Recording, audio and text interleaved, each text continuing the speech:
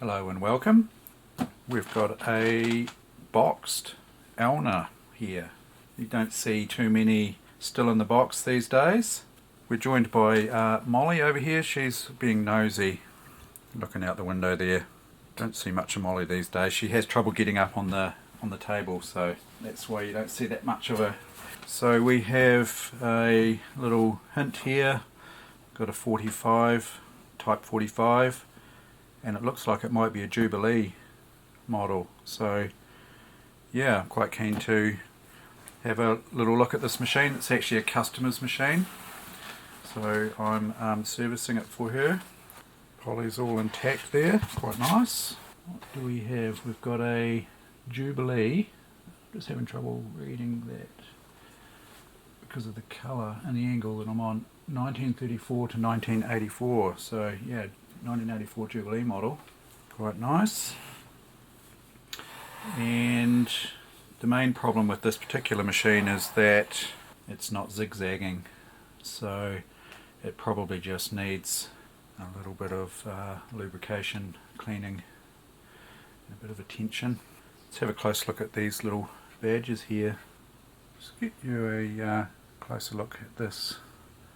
Yeah, it's probably a little bit difficult to see. There we go, close up there. Yeah, we'll get the light right. Yeah, nice Jubile model there. And take a look around the back. Another nice label here on the rear. And just for those who are interested, it's a type 45 as we saw on the box. It's the 230 to 240 volt version for New Zealand here.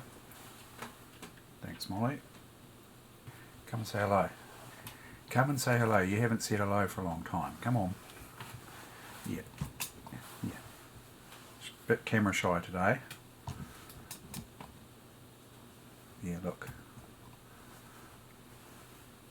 She's getting pretty old now. I think she's 18, I think we worked out. So yeah, she's getting a bit sore and sort of stiff, really. Not sore, she's just getting a bit stiff at times. Yeah. So she got a good beat up the other day in the backyard by another naughty cat, but we chased it off, so hopefully we won't see that one again. Yeah, so anyway, apparently this one isn't zigzagging, so let's take a wee look. Yeah, let's put it on stitch number 1 there. Make sure we're on full zigzag and just turn by hand and see what we get. Yeah, you'll see the needle bar. Turn the machine over. So it's zigzagging to the right there, and if we go to the left, you'll see the needle bar moving slowly. If I push that, that should return under spring pressure. So you know that just it's quite tight there.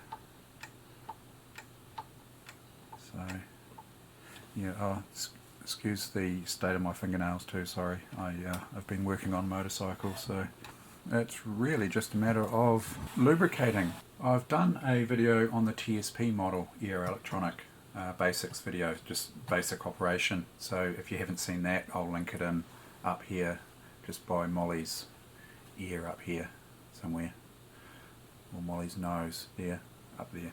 Yeah, but I haven't really covered you know, the mechanical side of things, so I wonder whether maybe we'll just have a quick assessment, and we'll show you where the important oil point is for that problem. We'll just do the basic, just to fix this issue with the zigzag. It needs a service. I'll do that, but I won't cover that in this video. I'm just going to show you if you've got this problem, how to track down the oil point that you need to get to. So yeah, but if you do have this problem with the needle bar not returning properly, you know, that's a good indication that your machine would need a service anyway. So let's see if we can move the cat on. Oh, she's off. Right, let's get the lid off. I've shown this plenty of times in other videos, but this one is slightly different actually. Normally there's just 2 screws on the top here, but this one's got a 3rd screw over here. Just remove these screws here. Just a little tip when you're doing this, make sure your bobbin winder's not engaged, because that can just make it a bit tougher to get the lid off. It is still catching sort of on this end here. Just have to be careful. Sometimes things like these posts can get in the way, and even just the screw dropping down into the hole slightly can be a problem. Get rid of these screws. That's that one on the end there, that one over here, it's a long screw.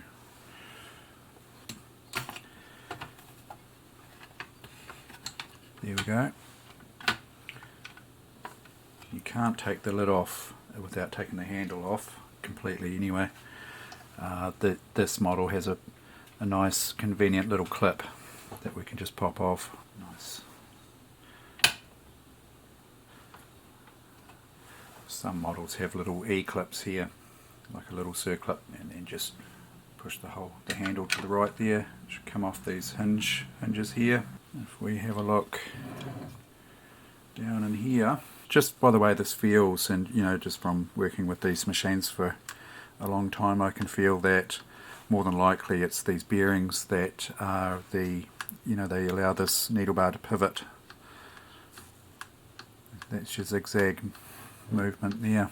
So we're looking down on the top here, that's your zigzag. This is the top of the needle bar here. So the trick is to get oil onto the bearings.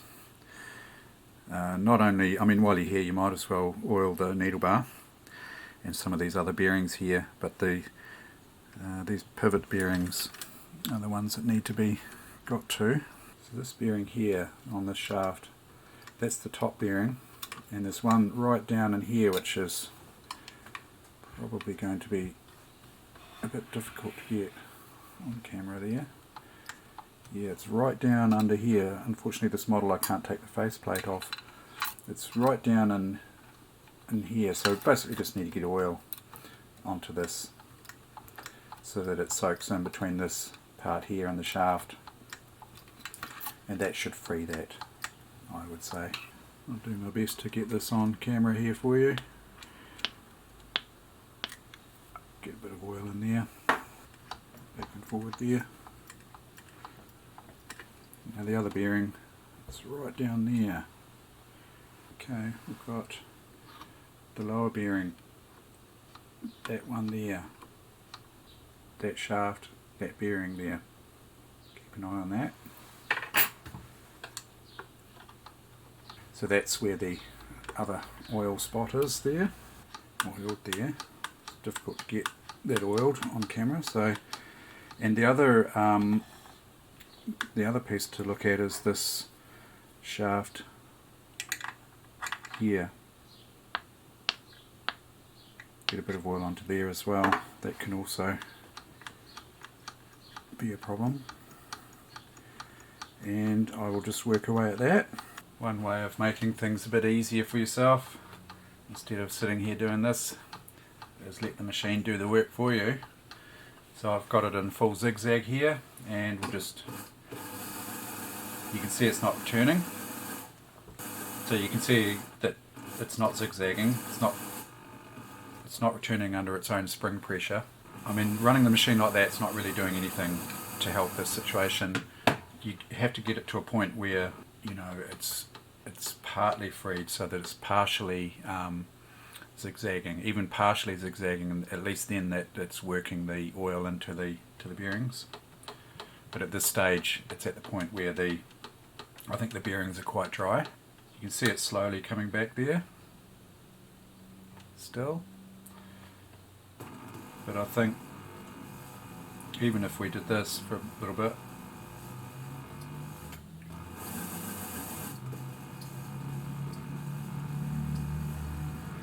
If you don't have much success with the oil, you can try the likes of CRC, penetrating oil.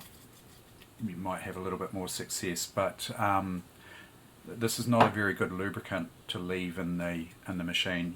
It's good for freeing things up, or WD-40. But I wouldn't use this as a lubricant, so once it's freed up I would follow up with oil, sewing machine oil. So I'll just give this a wee spray in there. I'm just targeting those bearings again.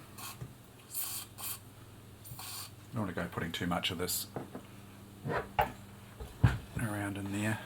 And if that doesn't help, well, maybe just get the machine warm. It's about 18 degrees in this room, Celsius. Yeah, see, it's coming back a bit quicker now. So that penetrating oil is actually starting to work there. But maybe 18 degrees is not enough, but possibly get it up to the likes of 20, 25 degrees, put it in a warm room. But this seems to be freeing up, and then once you can see it's nearly there. So it goes to the right positively because that's being driven by a cam. Coming to the left is driven by a spring. So if the seizure of the bearing outdoes the power of the spring, well, then the spring doesn't have enough grunt to return the mechanism. That's why it's a little bit lopsided.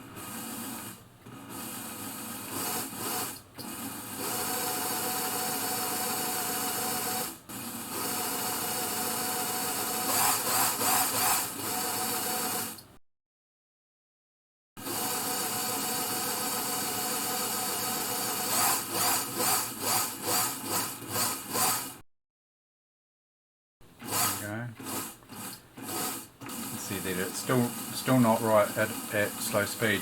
You want this to be zigzagging, returning really freely for when it's doing high speed. You don't want any delay there because at high speed it will not zigzag properly. It won't have the time to return properly there. It looks good, but I can still feel it's a little bit tight. It's not returning like it should.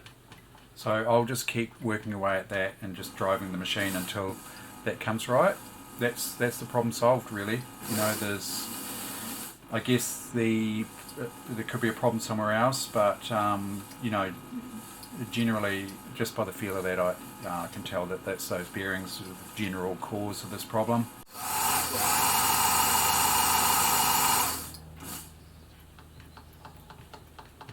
That's a lot better. Is it good enough for higher speed? I would say it's getting there.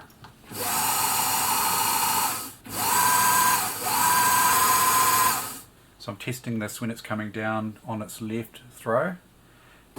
No point on the right throw because you can't force this to the left against the cam. The cam is holding it in this position. But if we go to the left, the spring is holding it into the dip in the cam. So that's the place to test it. It was on the left throw. Yeah, that's feeling normal now. So it's difficult to tell though whether that is zigzagging properly at high speed because you just can't see it. The only way really to test that properly is to thread the machine up, put a piece of fabric in and test sew. And if you see at high speed that the stitch width starts to narrow down, well then you know that this is not free enough and needs a little bit more work. But I'm fairly confident that that's going to be fine. I will test that. So once you do have this freed up, go ahead again and oil the bearing. So because the CRC is too light, you need something a little bit heavier. This sewing machine oil is the way to go. So re-oil those two bearings, three bearings. So once that's done, it's just a matter of putting the lid back on. So we just line up the handle hinges there, put the clip back in, just slide that in there, clip that back on, just like that. Get your, just be careful again putting this on. There's a piece that sticks out the end here, you can sort of catch. It's a matter of getting the angle right there, like that. And then, you know, put your screws back in on your lid there. I'll leave them out at the moment because I'm going to service this machine. Do your testing and problem solve. So I hope you found that helpful, and thank you very much for watching. Time for a nap after all that strenuous supervising.